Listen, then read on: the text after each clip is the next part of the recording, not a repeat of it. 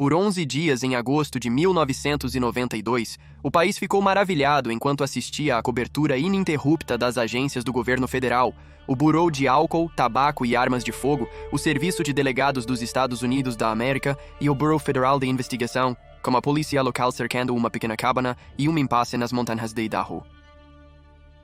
Ao término, 3 pessoas morreram e uma máquina de manipulação de mídia do governo foi acionada intensamente para interpretar o ocorrido em Ruby Ridge.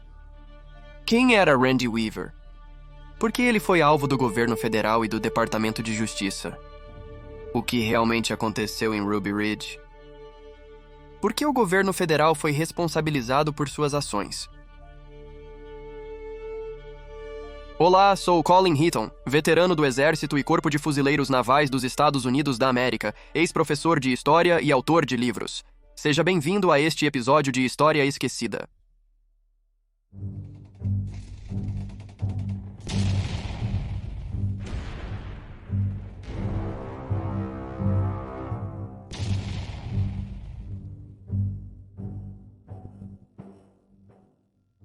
Nascido em 3 de janeiro de 1948, Randy Weaver é um dos 4 filhos dos agricultores Clarence e Wilma Weaver de Biliska, Iowa. A família cresceu como cristãos devotos e teve alguma dificuldade em encontrar uma denominação que correspondesse às suas visões, então eles frequentemente se mudavam entre igrejas evangélicas, presbiterianas e batistas. Formou-se na Jefferson High School em 1966. Weaver estudou no Iowa Central Community College por 2 anos. Em 1968, abandonou os estudos para se alistar no Exército dos Estados Unidos da América no auge da Guerra do Vietnã. Estacionado em Fort Bragg, Carolina do Norte, frequentou o curso de Engenharia de Combate em Demolições das Forças Especiais, sendo dispensado em 1971 sem nunca ter servido no Vietnã ou participado de combate. Randy Weaver e Vicki Jordison casaram-se na primeira igreja congregacionalista, Fort Dodge, Iowa, em novembro de 1971. Weaver abandonou a Universidade do Norte de Iowa após um semestre, quando conseguiu um emprego bem remunerado na fábrica de tratores John Deere nas proximidades.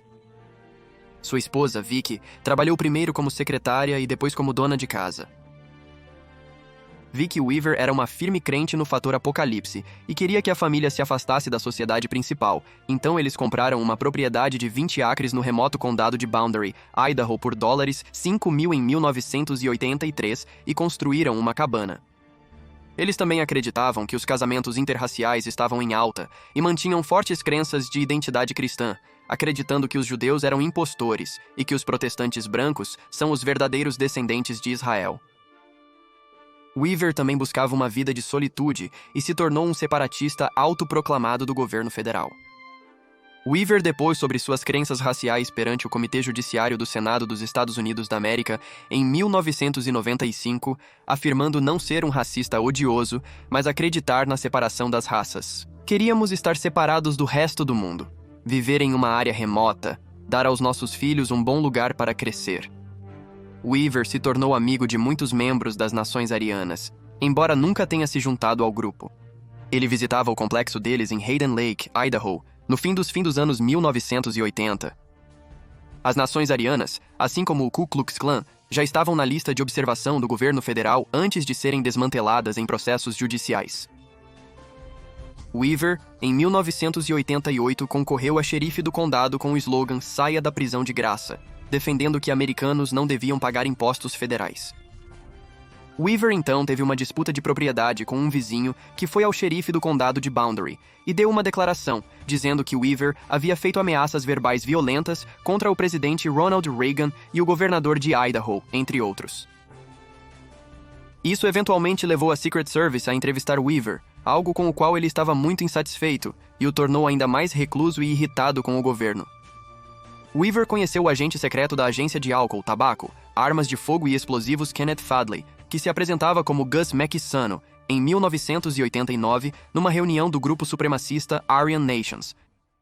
De acordo com o governo, após uma amizade de 3 anos, Weaver concordou em vender a Fadley 2 espingardas serradas, e foi gravado em fita dizendo que poderia fornecer a Fadley 4 ou 5 espingardas ilegais por semana. Era uma armadilha. Em dezembro de 1990, Weaver recebeu acusações de armas de fogo em conexão com a transação de 1989. Nesse período, a família Weaver mudou-se de uma casa alugada para uma cabana próximo a Ruby Ridge, Idaho, nas montanhas Selkirk. Em janeiro de 1990, três agentes federais se passaram por motoristas encalhados perto da casa de Weaver e, com o xerife do condado, o prenderam e o levaram para ser acusado quando ele se aproximou para oferecer ajuda. Weaver teve seu julgamento marcado para 19 de fevereiro de 1991 e foi solto sob fiança. O julgamento foi remarcado para 20 de fevereiro de 1991. Contudo, uma carta a Weaver de um oficial de condicional listou erradamente a data como 20 de março de 1991. Significava que Weaver nunca soube a data correta do julgamento. Então, os federais propuseram a Weaver que as acusações de porte de arma sumiriam se ele informasse contra as nações arianas. Já desconfiado do governo, Weaver recusou o acordo e informou as nações arianas. Vicki Weaver ficou indignada e escreveu para o procurador dos Estados Unidos da América, Maurice O. Ellsworth, dirigindo-se a ele como servo da rainha da Babilônia, e ela escreveu: "O fedor do seu governo sem lei alcançou o céu, a morada de Yahweh, nosso Yahshua, e quer vivamos ou morramos, não nos curvaremos aos seus mandamentos malignos." Ela também escreveu cartas para as forças de segurança e quaisquer agências governamentais ameaçando violência se invadissem sua propriedade ou tomassem qualquer ação contra a família. Ela estava especialmente preocupada com autoridades que poderiam tentar levar seus filhos. Weaver deixou claro que tinha uma zona de abate de 273,4 metros ao redor de sua propriedade, e qualquer pessoa à vista, ignorando as placas de proibido entrar ao redor de sua casa, sem sua permissão, seria alvejada. Embora ele nunca tenha realmente atacado alguém dessa maneira, ele era muito aberto sobre isso e aparentemente sério. Pouco depois, em 21 de agosto de 1992, delegados do Serviço de Marechal dos Estados Unidos chegaram para prender Weaver sob um mandado de prisão por não comparecer à acusação de porte de armas, dando início ao impasse de 11 dias. Um ponto-chave foi que nunca pediram para Weaver se render. Ele ficou dentro da cabana com sua família e amigo Kevin Harris. Devido à suspeita de que poderia haver pessoas feitas reféns dentro da cabana, a equipe de resgate de reféns do Federal Bureau of Investigation foi chamada.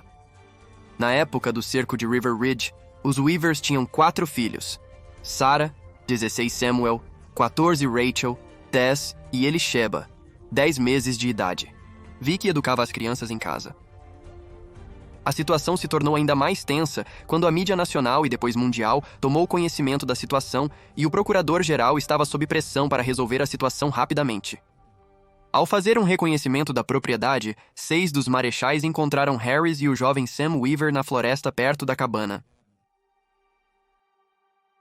Então ocorreu um tiroteio, e quem atirou primeiro se tornou uma grande controvérsia. Os marechais atiraram, e Art Roderick matou o cachorro dos Weaver, Striker. Depois atirou novamente, e houve confusão sobre quem atirou no jovem Sam Weaver pelas costas enquanto ele fugia, matando-o. Durante o tiroteio, Harris revidou e atirou no delegado do United States Marshal William Francis Deegan no peito, matando-o. Em 22 de agosto de 1992, observadores de atiradores de elite do Federal Bureau of Investigation e a equipe de resgate de reféns chegaram a Ruby Ridge. Eles receberam suas regras especiais de engajamento que lhes permitiam atirar em qualquer homem adulto armado que saísse da cabana. Naquele dia, o atirador de elite do Federal Bureau of Investigation, Lon Horiuchi, estava escondido a 200 metros da cabana. Horiuchi atirou, acreditando que Weaver e Harris planejavam abater um helicóptero do Federal Bureau of Investigation. O primeiro tiro atingiu Randy Weaver no braço. Horiuchi disparou outro tiro em Harris enquanto eles corriam de volta para a cabana. A bala atingiu Vicki Weaver, de 43 anos, no rosto, enquanto ela segurava sua filha recém-nascida atrás da porta da frente da cabana, e também feriu Harris. Vicki Weaver morreu pouco depois, mas seu corpo permaneceu na cabana por 11 dias. Horiuchi afirmou mais tarde que nunca soube que ela estava lá, mas um esboço que ele rabiscou em papel de hotel no dia seguinte ao tiroteio parecia mostrar que ele sabia que havia outra pessoa perto da porta. No dia seguinte, o HRT, sem saber que haviam matado Vicki Weaver no dia anterior, perguntou: Na terceira manhã, através de um megafone, ela perguntou de forma macabra o que Vicky e as crianças tinham tomado no café da manhã, deixando a família Weaver pensando que o HRT sabia de suas ações. O Federal Bureau of Investigation e os Marshals trouxeram o herói de guerra do Green Beret, Bo Gritz, como negociador. Seus esforços convenceram Weaver a permitir que Harris recebesse atendimento médico, e ele foi posteriormente preso em 30 de agosto. Gritz também convenceu Randy Weaver e suas 3 filhas a se renderem também, o que fizeram no dia seguinte. Weaver foi acusado de 10 crimes graves, incluindo assassinato pela morte do delegado United States Marshal Degan, conspiração para cometer assassinato, conspiração para violar as leis federais de armas, agressão, etc. Um total de 10 acusações. O famoso advogado cowboy Jerry Spence foi o advogado de defesa de Weaver, e ele argumentou com sucesso que as ações de Weaver eram justificáveis como autodefesa. Spence não chamou nenhuma testemunha para a defesa, focando em atacar a credibilidade dos agentes do Federal Bureau of Investigation e técnicos forenses. O juiz do caso posteriormente descartou 2 acusações após ouvir o depoimento da testemunha da acusação, que era conflitante sobre os eventos, bem como o fato de que veio à luz que Weaver havia sido abordado pelo agente da Agência de Álcool, Tabaco, Armas de Fogo e Explosivos Kenneth Fadley, que pediu a Weaver para fornecer as espingardas. Isso foi uma armadilha, e as acusações associadas a esse evento o juiz havia descartado. Críticos disseram que as regras de engajamento muito estritas foram alteradas durante o cerco de Ruby Ridge, relaxadas ao ponto de forçar os atiradores de elite do Federal Bureau of Investigation a atirarem adultos desarmados. Larry Potts, rebaixado do número do Bureau. Segunda posição, e mais 4 oficiais do Federal Bureau of Investigation foram suspensos enquanto uma investigação criminal verifica se ocultaram provas da alteração das regras de força letal durante o cerco. Weaver foi considerado culpado de uma acusação de não comparecimento, pela qual foi multado em $10.000 e condenado a 18 meses de prisão, mas lhe foi concedido crédito pelo tempo servido, tendo aguardado julgamento por 14 meses na prisão, mais 3 meses adicionais e então foi libertado. Kevin Harris, seu amigo, foi inocentado de todas as acusações. A pressão pública teve um impacto jurídico avassalador, especialmente em um ano eleitoral. Uma investigação do Departamento de Justiça criticou o Federal Bureau of Investigation por não reunir inteligência suficiente e por não ordenar que os residentes da cabana se rendessem antes de envolvê-los em um tiroteio. Também concluiu que o segundo tiro de Horiyuchi foi inconstitucional porque Harris e Weaver estavam correndo para se abrigar e não podiam ser considerados ameaças iminentes, e ambos os homens estavam desarmados naquele momento. A investigação ainda alegou que Horiyuchi colocou desnecessariamente outros em perigo ao atirar na porta da cabana. Mas o Procurador-Geral dos Estados Unidos da América decidiu que não haveria acusações criminais contra Horiyuchi. No entanto, promotores locais em Boundary County, Idaho, acusaram Horiyuchi de homicídio culposo. O caso foi transferido para um tribunal distrital federal que rejeitou as acusações contra Horiyuchi com base no argumento de que ele estava imune à acusação porque estava agindo em sua capacidade oficial. Um tribunal de apelação confirmou a decisão do tribunal distrital, mas um segundo painel de juízes em bancada ou complemento completo reverteu essa decisão e exigiu que Horiyuchi fosse julgado. Antes da convocação de um terceiro painel em bancada maior, Idaho anunciou que abandonaria as acusações e todas as 3 decisões anteriores foram anuladas. Esses eventos também levaram a algumas demissões e suspensões de várias pessoas no Federal Bureau of Investigation, incluindo o comandante do HRT Richard Rogers, que também estava no comando em Waco, mas nenhuma acusação foi feita contra ninguém no governo, exceto Lon Horiyuchi por homicídio culposo, e essas acusações foram eventualmente retiradas após vários anos de disputas legais. O evento em Ruby Ridge virou notícia mundial, alertando milhões que viam o governo federal como excessivamente poderoso sem a necessária supervisão constitucional, principalmente sobre a segunda emenda. Em 1995, Weaver confessou ao repórter do New York Times, Ken Fusen, seu arrependimento por não ter ido ao tribunal em 1991 por acusação de porte de arma, admitindo que não estava totalmente sem culpa.